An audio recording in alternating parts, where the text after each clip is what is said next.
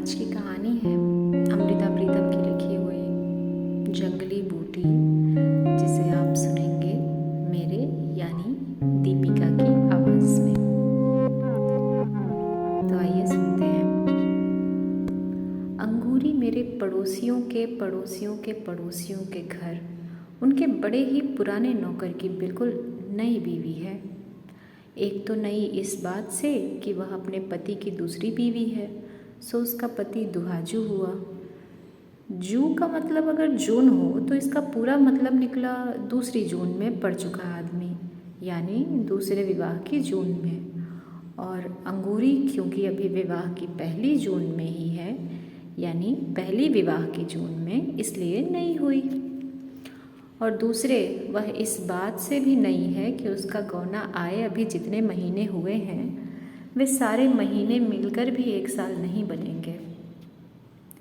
5-6 साल हुए प्रभाती जब अपने मालिकों से छुट्टी लेकर अपनी पहली पत्नी की क्रिया करने के लिए अपने गांव गया था।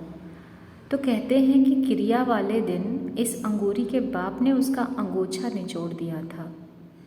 किसी भी मर्द का यह अंगोछा भले ही अपनी पत्नी की मौत पर आंसुओं से नहीं भीगा होता, चौथे दिन या क्रिया के दिन नहाकर बदन पोंछने के बाद वह अंगोछा पानी में ही भीगा होता है। पर इस साधारण सी गांव की रस्म से किसी और लड़की का बाप उठकर जब यह अंगोछा निचोड़ देता है तो जैसे कह रहा होता है, उस मरने वाली की जगह मैं तुम्हें अपनी बेटी देता हूँ और अब तुम्हें रोने की ज़रूरत नहीं। मैंने तुम्हारा आंसू से भीगा हुआ अंगोछा भी सुखा दिया है। इस तरह प्रभाती का इस अंगूरी के साथ दूसरा विवाह हो गया था। पर एक तो अंगूरी अभी आयु की बहुत छोटी थी और दूसरे अंगूरी की माँ गठिया के रोग से जुड़ी हुई थी, इसलिए गौने की बात 5 सालों पर जा पड़ी थी। फिर एक एक कर 5 साल भी निकल गए थे और इस साल जब प्रभाती अपने मालिकों से छुट्टी लेकर अपने गांव गौना लेने गया था तो अपने मालिकों को पहले ही कह गया था कि या तो वह अपनी बहू को भी साथ लाएगा और शहर में अपने साथ रखेगा, और या फिर वह गांव से नहीं लौटेगा। मालिक पहले तो दलील करने लगे कि एक प्रभाती की जगह अपनी रसोई में से वे 2 जनों की रोटी नहीं देना चाहते। पर जब प्रभाती ने यह बात कही कि वह कोठरी के पीछे वाली कच्ची जगह को पोत कर अपना अलग चूल्हा बनाएगी, अपना पकाएगी, अपना खाएगी, तो उसके मालिक यह बात मान गए थे। सो अंगूरी शहर आ गई थी। चाहे अंगूरी ने शहर आकर कुछ दिन मोहल्ले के मर्दों से तो क्या, औरतों से भी घूंघट न उठाया था, पर फिर धीरे धीरे उसका घूंघट झीना हो गया था। वह पैरों में चांदी के झांझरे पहनकर छनक छनक करती मोहल्ले की रौनक बन गई थी। एक झांझर उसके पाँव में पहनी होती, एक उसकी हंसी में। चाहे वह दिन का अधिकतर हिस्सा अपनी कोठरी में ही रहती, पर जब भी बाहर निकलती एक रौनक उसके पाँव के साथ साथ चलती थी। यह क्या पहना है अंगूरी?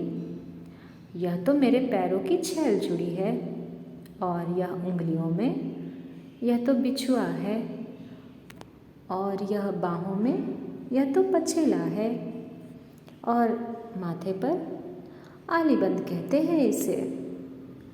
आज तुमने कमर में कुछ नहीं पहना? तगड़ी बहुत भारी लगती है, कल को पहनूंगी। आज तो मैंने तौक भी नहीं पहना, उसका टाँका टूट गया है। कल शहर में जाऊंगी, टाँका भी गढ़ाऊंगी और नाक कील भी लाऊंगी। मेरी नाक को नक्शा भी था, इतना बड़ा मेरी सास ने दिया ही नहीं। इस तरह अंगूरी अपने चांदी के गहने एक नखरे से पहनती, एक नखरे से दिखाती थी। पीछे जब मौसम फिरा था, अंगूरी का अपनी छोटी कोठरी में दम घुटने लगा था। वह बहुत बार मेरे घर के सामने आ बैठती थी। मेरे घर के आगे नीम के बड़े बड़े पेड़ हैं और इन पेड़ों के पास ज़रा ऊंची जगह पर एक पुराना कुआं है। चाहे मोहल्ले का कोई भी आदमी इस कुएं से पानी नहीं भरता, पर इसके पार एक सरकारी सड़क बन रही है और उस सड़क के मज़दूर कई बार इस कुएं को चला लेते हैं। जिससे कुएं के इर्द गिर्द अक्सर पानी गिरा होता है और यह जगह बड़ी ठंडी रहती है। क्या पढ़ती हो बीबी जी? एक दिन अंगूरी जब आई, मैं नीम के पेड़ों के नीचे बैठकर एक किताब पढ़ रही थी। तुम पढ़ोगी? मेरे को पढ़ना नहीं आता। सीख लो ना। क्यों? औरतों को पाप लगता है पढ़ने से। औरतों को पाप लगता है, मर्द को नहीं लगता ना। मर्द को नहीं लगता। यह तुम्हें किसने कहा है? मैं जानती हूँ। फिर तो मैं पढ़ती हूँ, मुझे पाप लगेगा। शहर की औरत को पाप नहीं लगता, गांव की औरत को पाप लगता है। मैं भी हंस पड़ी और अंगूरी भी। अंगूरी ने जो कुछ सीखा सुना हुआ था उसमें उसे कोई शंका नहीं थी, इसलिए मैंने उससे कुछ न कहा। वह अगर हंसती खेलती अपनी ज़िंदगी के दायरे में सुखी रह सकती थी तो उसके लिए यही ठीक था। वैसे मैं अंगूरी के मुंह की ओर ध्यान लगाकर देखती रही। गहरे सांवले रंग में उसके बदन का मांस गुथा हुआ था। कहते हैं औरत आटे की लोई होती है, पर कईयों के बदन का मांस उस ढीले आटे की तरह होता है जिसकी रोटी कभी भी गोल नहीं बनती, और कईयों के बदन का मांस बिल्कुल खमीरे के आटे जैसा, जिसे बेलने से फैलाया नहीं जा सकता। सिर्फ किसी किसी के बदन का मांस इतना सख्त गुथा होता है कि रोटी तो क्या, चाहे पूरियां बेल लो। मैं अंगूरी के मुंह की ओर देखती रही, अंगूरी की छाती की ओर, अंगूरी की पिंडलियों की ओर, और वह इतने सख्त मैदे की तरह गुथी हुई थी कि जिससे मठरियाँ तली जा सकती थीं। और मैंने इस अंगूरी का प्रभाती भी देखा हुआ था, ठिगने कद का, ढलके हुए मुंह का, कसोरे जैसा। और फिर अंगूरी के रूप की ओर देखकर मुझे उसके खाविंद के बारे में एक अजीब तुलना सूझी कि प्रभाती असल में आटे की इस घनी गुथी लोई को पकाकर खाने का हकदार नहीं, वह इस लोई को ढक कर रखने वाला कठवत है। इस तुलना से मुझे खुद ही हंसी आ गई, पर मैं अंगूरी को इस तुलना का आभास नहीं देना चाहती थी, इसलिए उससे मैं उसके गांव की छोटी छोटी बातें करने लगी।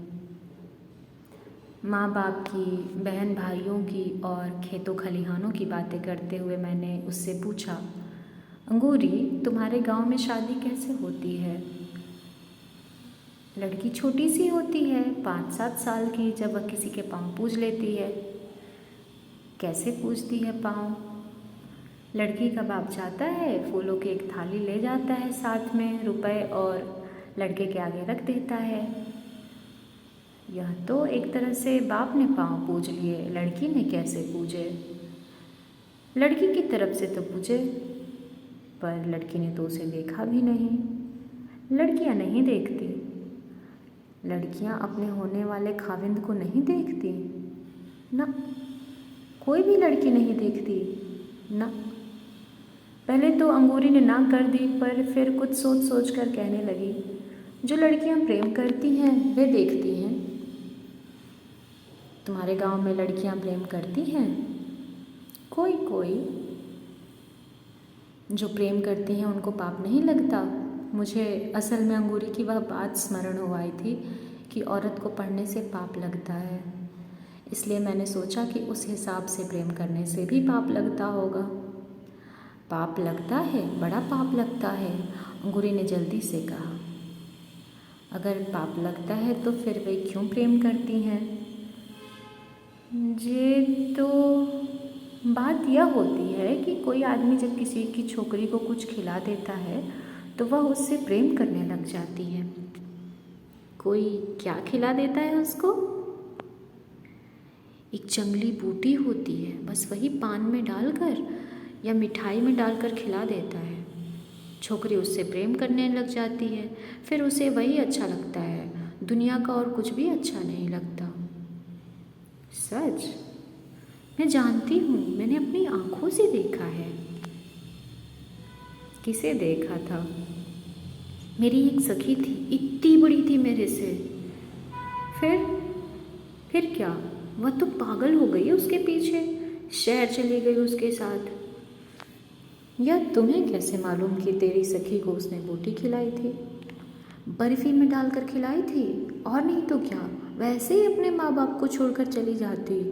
वह उसको बहुत चीज़ें लाकर देता था, शहर से धोती लाता था, चूड़ियाँ भी लाता था शीशे की, और मोतियों की माला भी। ये तो चीज़ें हुई ना, पर यह तुम्हें कैसे मालूम कि उसने कुछ जंगली बूटी खिलाई थी? नहीं खिलाई थी तो फिर वह उसको प्रेम क्यों करने लग गई? प्रेम तो यूँ भी हो जाता है। नहीं, ऐसे नहीं होता। जिससे माँ बाप बुरा मान जाए, भला उससे प्रेम कैसे हो सकता है? तूने वह जंगली बूटी देखी है? मैंने नहीं देखी, वे तो बड़ी दूर से लाते हैं, फिर छिपाकर मिठाई में डाल देते हैं या पान में डाल देते हैं। मेरी माँ ने तो पहले ही बता दिया था कि किसी के हाथ से मिठाई नहीं खाना। तूने बहुत अच्छा किया कि किसी के हाथ से मिठाई नहीं खाई, पर तेरी उस सखी ने कैसे खा ली? अपना किया पाएगी।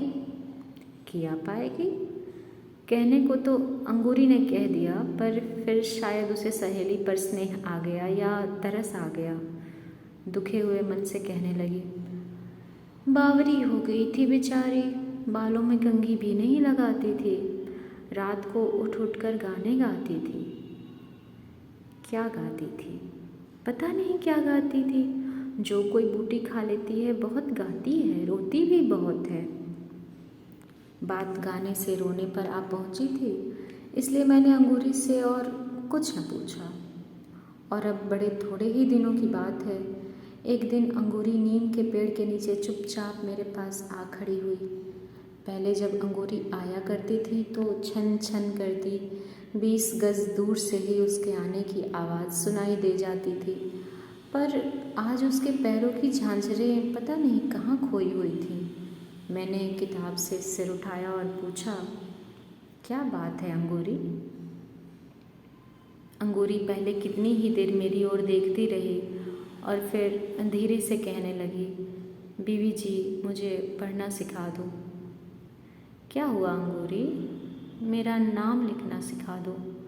किसी को खत लिखोगी? अंगूरी ने उत्तर न दिया, एकटक मेरे मुंह की ओर देखती रही। पाप नहीं लगेगा पढ़ने से? मैंने फिर पूछा। अंगूरी ने फिर भी जवाब न दिया और एकटक सामने आसमान की ओर देखने लगी। यह दोपहर की बात थी। मैं अंगूरी को नीम के पेड़ के नीचे बैठी छोड़कर अंदर आ गई थी। शाम को फिर कहीं मैं बाहर निकली तो देखा अंगूरी अब भी नीम के पेड़ के नीचे बैठी हुई थी। बड़ी सिमटी हुई थी, शायद इसलिए कि शाम की ठंडी हवा देह में थोड़ी थोड़ी कपकपी छेड़ रही थी। मैं अंगूरी की पीठ की ओर थी। अंगूरी के होठों पर एक गीत था, पर बिल्कुल सिसकी जैसा। मेरी मुंदरी में लागो नगिनवा, हो पैरी कैसे काटूं जुबनवा। अंगूरी ने मेरे पैरों की आहट सुन ली, मुंह फेर देखा और फिर अपने गीत को अपने ओठों में समेट लिया। तू तो बहुत अच्छा गाती है अंगूरी। सामने दिखाई दे रहा था कि अंगूरी ने अपनी आंखों में कांपते आंसू रोक लिए और उनकी जगह अपने होठों पर एक कांपती हंसी रख दी। मुझे गाना नहीं आता। आता है? यह तो तेरी सखी गाती थी। उसी से सुना था। फिर मुझे भी तो सुनाओ। ऐसे ही गिनती है बरस की, 4 महीने ठंडी होती है, 4 महीने गर्मी और 4 महीने बरखा। ऐसे नहीं, गा के सुनाओ। अंगूरी ने गाया तो नहीं, पर 12 महीनों को ऐसे गिना दिया जैसे यह सारा हिसाब वह अपनी उंगलियों पर कर रही हो। 4 महीने राजा ठंडी होवत है, थर थर काँपे करिजवा। 4 महीने राजा गर्मी होवत है, थर थर काँपे पवनवा। 4 महीने राजा बरखा होवत है, थर थर काँपे बदरवा। अंगूरी एकटक मेरे मुंह की ओर देखने लगी। मन में आया कि इसके कंधे पर हाथ रख के पूछूं, पगली, कहीं जंगली बूटी तो नहीं खा ली? मेरा हाथ उसके कंधे पर रखा भी गया, पर मैंने यह बात पूछने के स्थान पर यह पूछा, तूने खाना भी खाया है या नहीं? खाना? अंगूरी ने मुंह ऊपर उठाकर देखा। उसके कंधे पर रखे हुए हाथ के नीचे मुझे लगा कि अंगूरी की सारी देह काँप रही थी।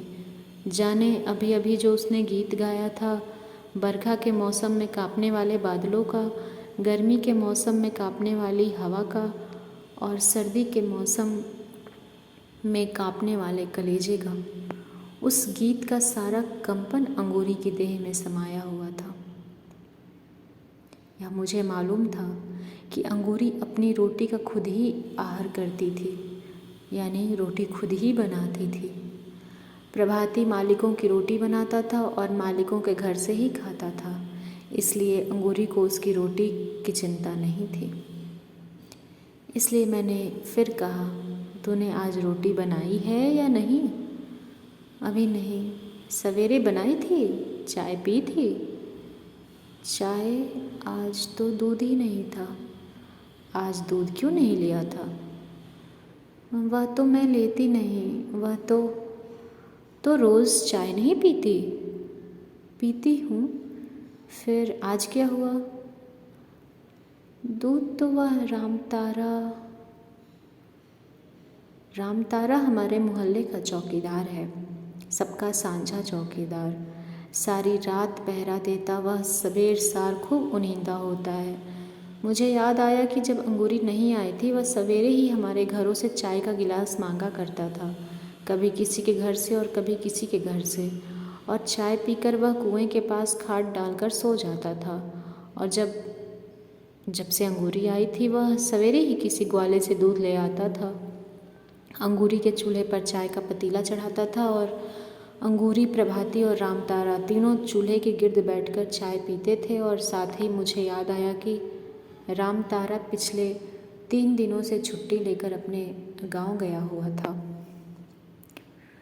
मुझे दुखी हुई हंसी आई और मैंने कहा, और अंगूरी, तुमने 3 दिन से चाय नहीं पी? ना। अंगूरी ने ज़ुबान से कुछ न कहकर केवल सिर हिला दिया। रोटी भी नहीं खाई? अंगूरी से बोला नहीं गया। लग रहा था कि अंगूरी ने रोटी खाई भी होगी तो न खाने जैसी ही। रामतारे की सारी आकृति मेरे सामने आ गई। बड़े फुर्तीले हाथ पांव, इकहरा बदन, जिसके पास हल्का हल्का हंसती हुई और शर्माती आंखें थीं, और जिसकी ज़ुबान के पास बात करने का एक ख़ास सलीका था। अंगूरी जी, कहीं जंगली बूटी तो नहीं खा ली तूने? अंगूरी के मुंह पर आंसू बह निकले। इन आंसुओं ने बह बहकर अंगूरी की लटों को भिगो दिया और फिर इन आंसुओं ने बह बहकर उसके होठों को भिगो दिया। अंगूरी के मुंह से निकलते अक्षर भी गीले थे। मुझे कसम लागे जो मैंने उसके हाथ से कभी मिठाई खाई हो। मैंने पान भी कभी नहीं खाया, सिर्फ चाय। जाने उसने चाय में ही। और आगे अंगूरी की सारी आवाज़ उसके आंसुओं में डूब गई। आप सुन रहे थे कहानी जंगली बूटी। मिलते हैं किसी और दिन किसी और कहानी के साथ। तब तक के लिए